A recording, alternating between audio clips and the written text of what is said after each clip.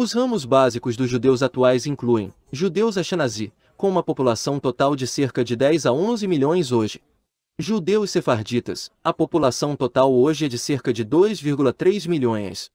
Judeus Mizrahi, ou judeus orientais, população total hoje cerca de 4,6 milhões. Judeus etíopes, com uma população de cerca de 150 mil. Em relação aos judeus etíopes, há uma teoria de que os judeus chegaram à Etiópia há 3.000 anos, depois de se separarem do antigo reino de Israel. No entanto, pesquisas recentes mostram que os judeus etíopes são apenas as tribos indígenas que receberam o judaísmo do Iêmen. Estudos de DNA também mostram que eles não estão geneticamente relacionados com os outros 3 ramos. Os judeus etíopes são geralmente apenas um grupo étnico-religioso. Os outros 3 ramos compartilham um ancestral comum do antigo Israel, 3 milênios atrás.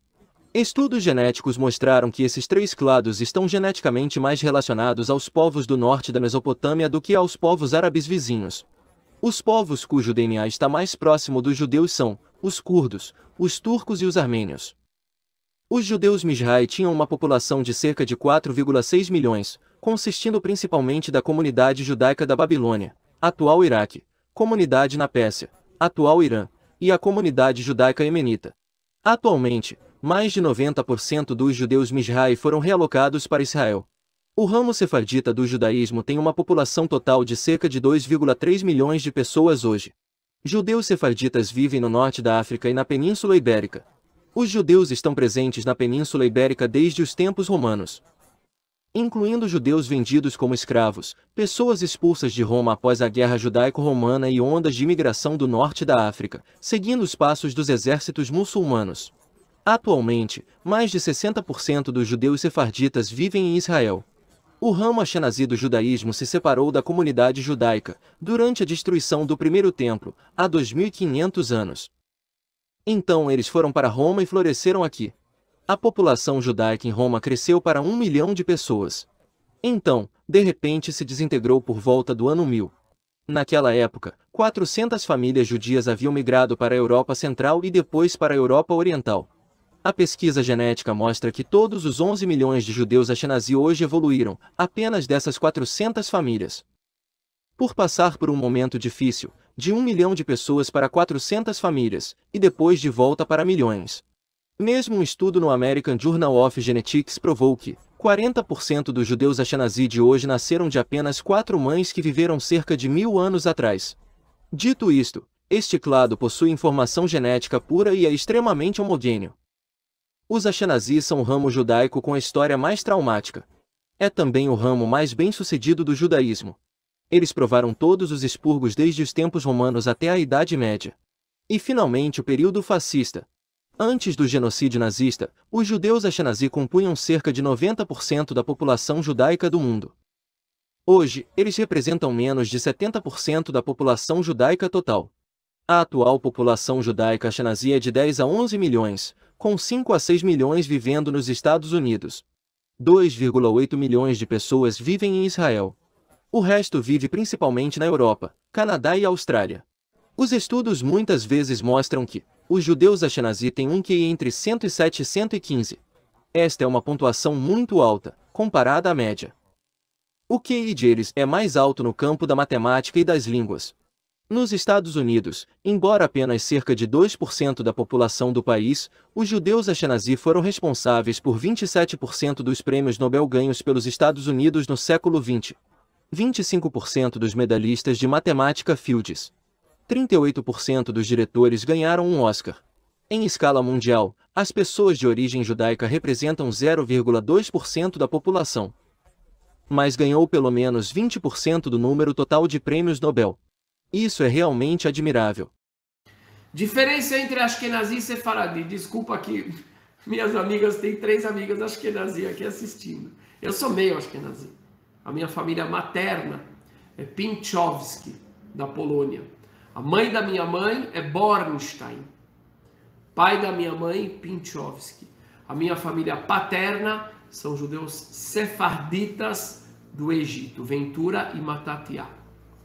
Então assim, se a gente pegar, por exemplo, o judeu que não é muito religioso, Sefaradi os legais. Ai, ai, ai. Acho que ainda nem tanto. Não é verdade, não é verdade. Se pegar você é o Peter que vem aqui, se for é mais um Ashkenazi que está assistindo. O Ashkenazi não religioso, em geral, ele é muito menos tradicional do que o Sefaradi não religioso. O Sefaradi não religioso é muito afetivamente apegado à religião. Ele pode não cumprir, entendeu? Mas ele é muito afetivamente mais apegado à religião. Tem muita fé, o sefardita. Entendeu? Mesmo que ele não é religioso. O Ashkenazi não religioso é mais... tem uma influência muito forte da Europa, do iluminismo, etc e tal. É mais cultural, é menos relacionado com a religião em si. Edivaldo Pereira, querido, que o Todo-Poderoso te abençoe com saúde, sorte, amor, felicidade, muita gratidão. Todarabá. Obrigado, Alba. Obrigado, Edivaldo. Quando a gente vai para o Ashkenazi mais religioso, eu estou pegando o Sefaradi religioso clássico, tá? Porque muito Sefaradi religioso se assimilou à visão Ashkenazi. O Sefaradi religioso clássico, ele trabalhava normalmente, ou trabalha, tem o seu emprego, etc, etc, que mais? Em Israel, ele é a favor do Estado de Israel. Tikva, querido, um cheiro, meu amigo querido da Bahia. Que a Hashem te abençoe gigantemente, irmão querido, com saúde, sorte, amor, felicidade, tudo do melhor. Nosso aluno exemplar de hebraico e de judaísmo em geral. Então, o Sefaradi religioso, o clássico, não que se assimilou para Ashkenazi, sempre foi uma pessoa assim, que ele vive a vida normal. Quer dizer, ele tem o seu trabalho, tem os seus estudos, né? Vamos pegar o Maimônides, um grande exemplo de judeu sefardita, um dos maiores médicos do mundo na sua época. Médico, que mais? Um dos maiores filósofos da sua época. Conselheiro do rei, do sultão do Egito. E o maior rabino da época. Dom Isaac Abravanel, sefardita. Sefardita, Dom Isaac Abravanel. Ministro das Finanças de Portugal. 15º avô do Silvio Santos. Ministro das Finanças em Portugal. Ministro das Finanças na Espanha. Homem de negócios. Um dos maiores rabinos da época. Temos aqui livros que tem comentários dele, da Torá, que a gente estuda no Parashá. Dom Isaac Abravanel. Abraham Zacuto, navegador, astrônomo, rabino sábio da Torá. Então, o judaísmo sefardita clássico, ele nunca foi colocado num gueto. Então, o homem é o rabino. José Cleide Silva, Todarabá, bênçãos do Eterno para você e sua casa. Saúde, sorte, amor, felicidade e muita vida, Todarabá. O judaísmo, já o judeu religioso Ashkenazi, uma boa parte, principalmente quando você vai para Israel, tá? Israel é assim, o pessoal do chapéu, da barba, etc e tal, vivem de um jeito muito mais apartado. Então, por exemplo, uma boa parte deles, a maior parte deles, a grande maior parte deles, não vê com bons olhos a participação em faculdade. Não vê com bons olhos. Então, assim, faz de conta que eu sou um daqueles irmãos Haridim que usa o chapéu, o terno, etc. Meus filhos não vão estudar em faculdade. Não vai poder estudar medicina, não vai poder estudar engenharia, nem nada disso. Por quê? Porque eles têm receio que escutem coisas que não sejam de acordo com a religião. Tem receio que conheçam algum colega judeu que não é religioso. Então, eles acabam vivendo um mundo muito mais focado somente no estudo da religião. Eu não concordo com isso. Eu não concordo com isso por alguns motivos. Eu posso, inclusive, trazer uma fontes da Mishnah, do Talmud, etc., que falam que não é certo a pessoa estudar a Torá o dia inteiro. Que o correto é estudar e trabalhar. Então você vai ter o teu trabalho, vai acordar de manhã, vai fazer as preces e tal, vai fazer o seu trabalho, vai aplicar no seu trabalho. Vai aplicar no seu trabalho toda a ética da religião. Depois você vai sair do seu trabalho, você vai para a sinagoga, vai estudar, vai para o curso do Rabino Ventura. Estou colocando o link de novo aqui. Vai para o curso, entendeu? Enquanto a visão ashkenazi, que as pessoas chamam de ortodoxo, que eu não considero ortodoxo, que eu não considero aquele o pensamento correto, porque ele se isola do mundo. Ele tem muita coisa bacana, tem muita coisa correta, mas não é o correto, né? Tem coisa certa e errada em todo canto. Ele tem esse isolamento. Tem uma outra coisa também que é importante, que é o seguinte: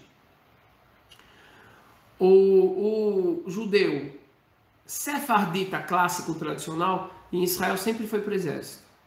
Então ele cumpre o Shabat, né? Guarda o sábado, guarda o kasher, vai para a faculdade e vai para o exército. Entendeu? Já o ashkenazi, eu vou chegar num outro grupo que ele vai ter sefardita, que é o judeu que vem da Península Ibérica, e ashkenazi junto. Já vou chegar lá, tá?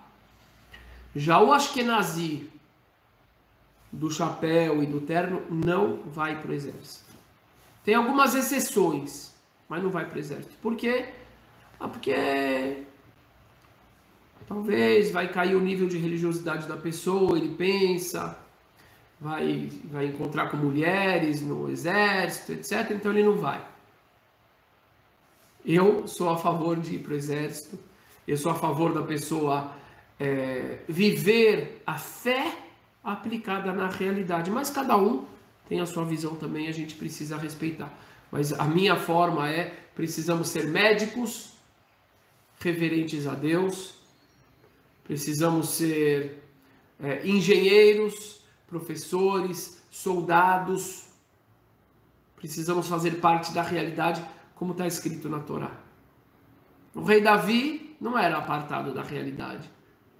Ele ficava lá contemplando, com sua harpa, com sua flauta, com seu tambor, mas na hora que tinha que pegar na espada, ele era o primeiro.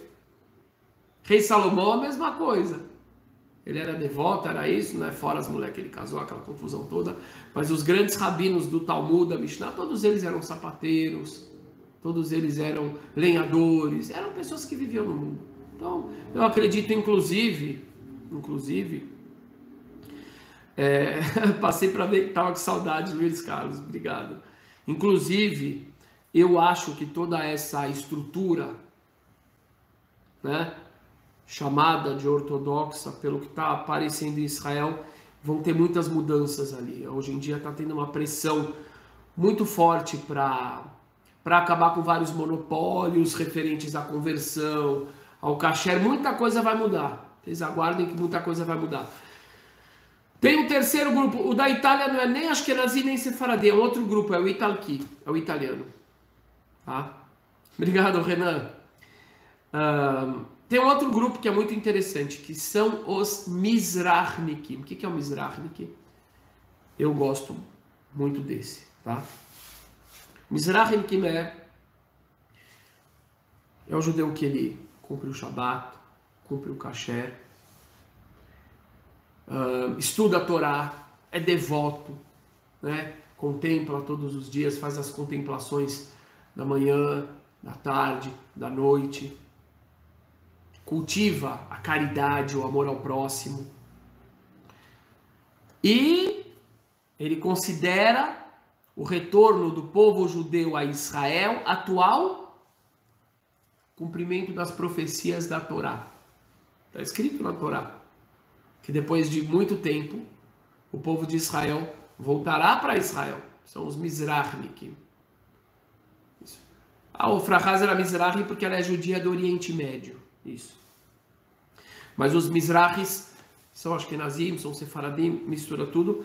Qual é a característica deles? A kippah deles não é preta. Isso aqui foi a Lili que fez para mim, lá de Pernambuco, que kippah linda. A kippah deles não é preta. Não é de veludo, a kippah deles é de crochê. Então esses são judeus que consideram o Estado de Israel cumprimento de profecias. Isso, muita coisa vai mudar. É sim. O governo tá quebrando muito monopólio lá, graças a Deus, finalmente. Vão para o exército, amam o país, servem o país, vão para a universidade, são médicos, são biólogos, são cientistas, são jogadores de futebol, são gente que vive no mundo. É um judeu de kippah, temor a Deus, amor ao próximo, calça jeans e camiseta. Essa é a linha que eu mais me aproximo em relação a essas linhas todas. Mas eu sou sefardita, também sou ashkenazi, sou meio a meio, e também sou brasileiro, o que me dá muito orgulho, principalmente pelo movimento desse judaísmo brasileiro, que hoje é o movimento judaico mais importante do planeta. Escrevam o que eu estou dizendo. Aqui é o epicentro, com esse retorno dos ghaneanos, sim. Em pouco tempo eu digo para vocês, sem medo de errar, as chaves da comunidade judaica estarão nas mãos desses judeus que estão chegando, dos que estão chegando direito, né? Estão estudando, estão realmente praticando, estão aprendendo com judeus, não com pessoas que colocam uma kippah na cabeça e dizem que são judeus e não sabem nem falar até 3 em hebraico. Esses serão os próximos líderes do judaísmo do Brasil.